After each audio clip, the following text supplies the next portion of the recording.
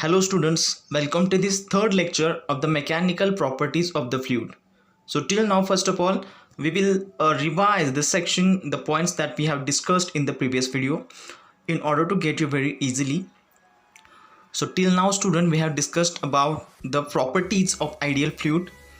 After that, we have discussed the type of stresses, let it be compressive stress, tensile stress and the shear stress over the fluid, that what will be the reaction, what will be the behavior of fluid while we are applying the compressive, tensile and the shear stress over the fluid.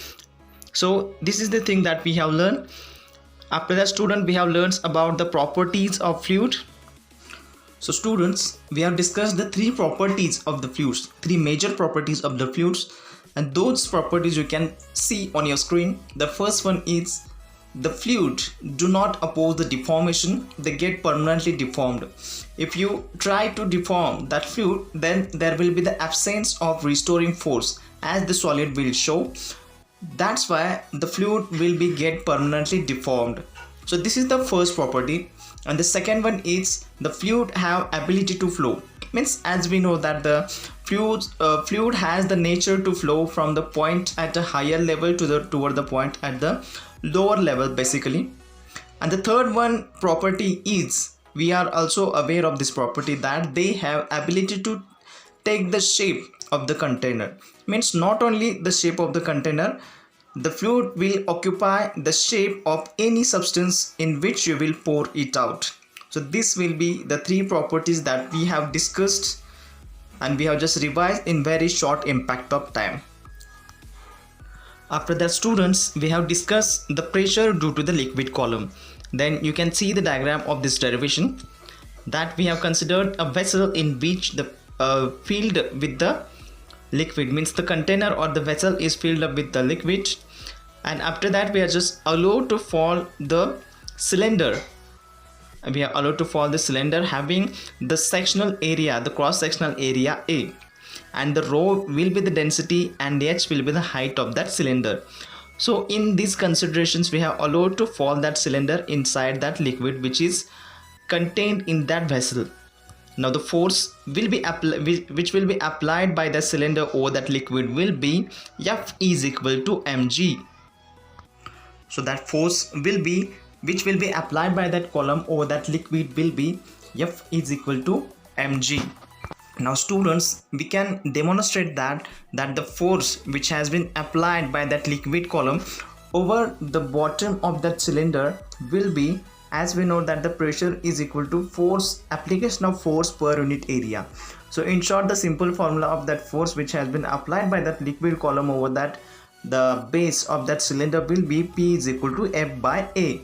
Now student, as we are already aware of that force is equal to mass into acceleration, or you can say the mass into gravity. So the F may be written as in the form of F is equal to mg. So P will be mg by A. Now students, now m means mass, may be mass. The general definition of the mass is amount of matter contained by that object, particular object, that is the mass. But in short, we can also define the mass as the mass is the product of volume of cylinder, in this case the volume of cylinder into the density of liquid. So this will be the term which will termed as the mass. So this value will be given as the volume of the cylinder will be A into h, means area of cross section into height of that cylinder, into rho means the density. So this will be the value of that m, the mass of that cylinder. So this entire values may be put into this formula which is P is equal to mg by A. So instead of m we will put that m, so we will get the P is equal to A h rho into g by A. So the 2a which is in numerator and denominator will be get cancelled. So the remaining value will be P is equal to rho g h or h rho g. And student, this is nothing but the pressure P due to the liquid column, density rho at rest and at a depth h below the free surface, that is nothing but the rho hg or h rho g. So this also the derivation, the expression for the pressure due to liquid column we have seen in the previous video. If you want to learn in detail, you can visit my previous video, means the video number 2. You can go there and learn that once again. So now student, we will proceeding the next part of this chapter. Now students, next part we are going to learn is about absolute pressure and the gauge pressure. Now for that, we will consider one diagram which is popping on your screen, and there is consideration that we have to consider a tank filled with the water. You can see in the figure. Now we have to assume that the imaginary cylinder of the horizontal base area A and the height will be h, means which will be difference between x1 minus x2, means there will be the two positions x1 minus x2, which will be h. Now x1 and x2 are being heights measured from a reference point, means x1 and x2 are nothing but the heights of that cylinder. So students, but here the one case they have given is x1 is greater than the x2. So the vertical forces acting on the cylinder are, means we are going to make the list of forces which will be acting vertically over the cylinder. Which are those forces we will discuss now. So students, those forces will be the first one force. Simultaneously you have to see in the diagram, then the repeat, then you have to follow the lines which I am reading, and you have to follow my explanation also, so you will get it very easily. First of all, see the point that the force F1 bar, where it is you can see in the diagram, at the top of that imaginary cylinder. At the top of that imaginary cylinder there is a force F1 bar, you can see students. So force F1 acts downward at the top surface of the cylinder, means as you can see where the force F1 bar is acting, you can see there. Now, and is due to the weight of the water column above the cylinder, means this is the first force students. You can see in the diagram it is at the top, it is at the top surface of that cylinder, which has been applied by that liquid which is filled into that vessel, and which is at the top of that cylinder surface. Now this is the first force students, which has been denoted by the F1 bar. Now we will move further at the second type of force, the force F2 bar.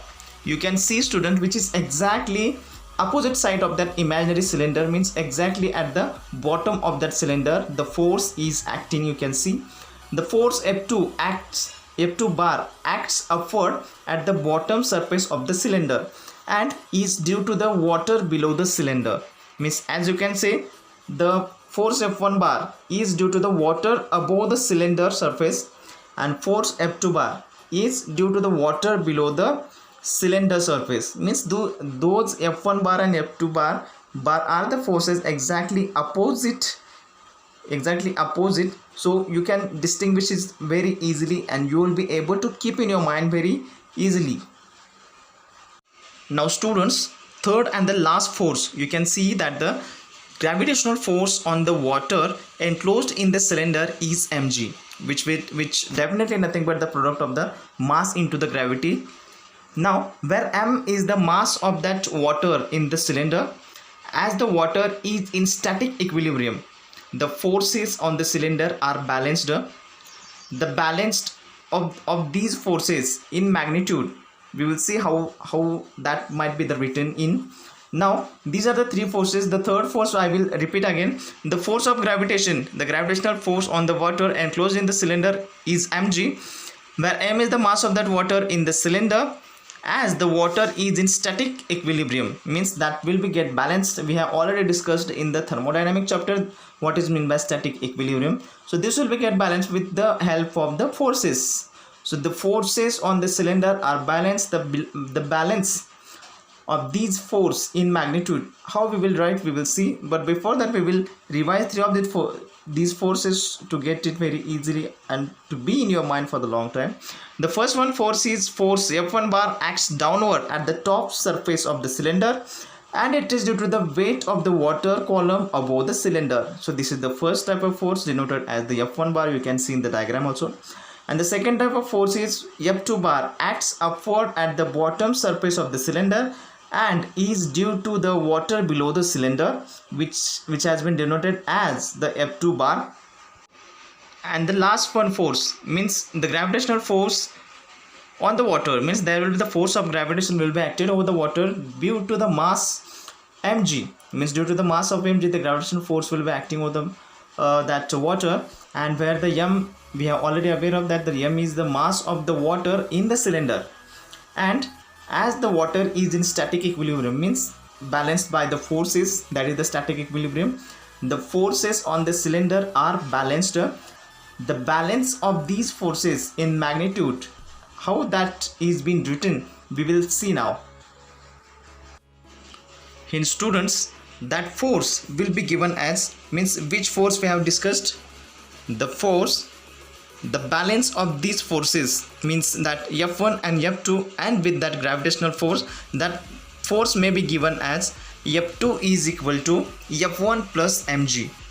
Now you could have get that where is the force F1, where is the force F2, and what is the reason of that these forces, whether that the water lying over the surface of that imaginary cylinder and the water lying below the surface of that imaginary cylinder.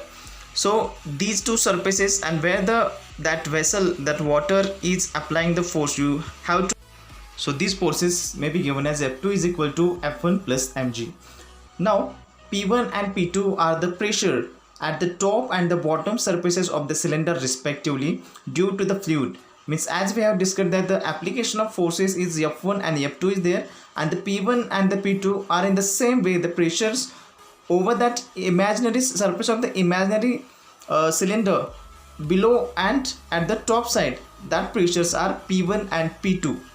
Now students, we can use the above equation now, and we can write as F1 will be, now we are already aware of the formula that the pressure is equal to force upon area. By making the rearrangement, we can write the F1 will be, the value of F1 will be P1 into A, and the value for F2 will be P2 into A.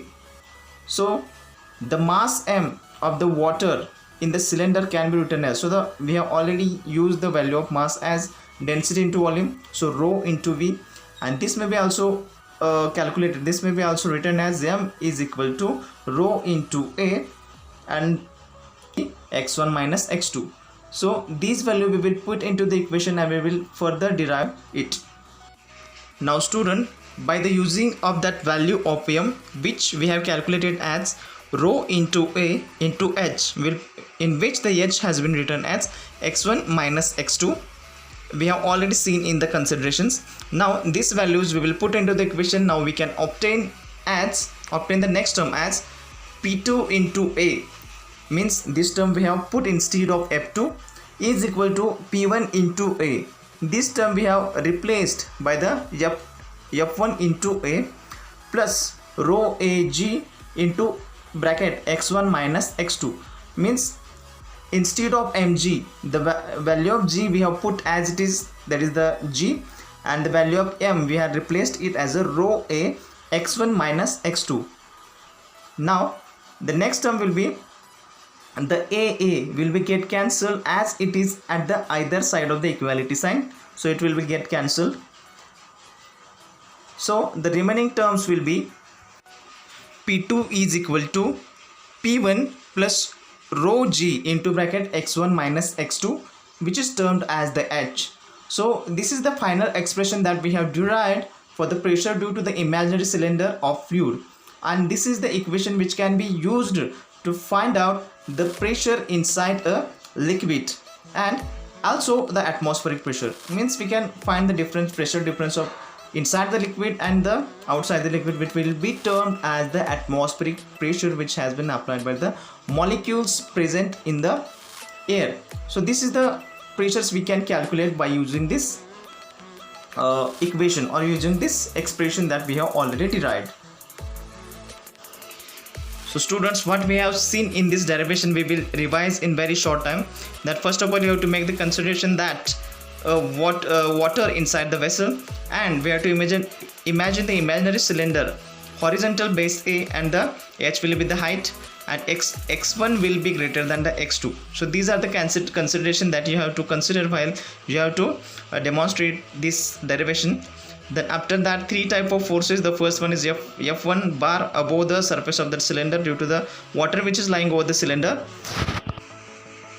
Means those forces are F1 bar and F2 bar. And the second one force is F2 bar, which is lying at the bottom side of that imaginary cylinder, which will be applied by the liquid which is lying below that imaginary cylinder.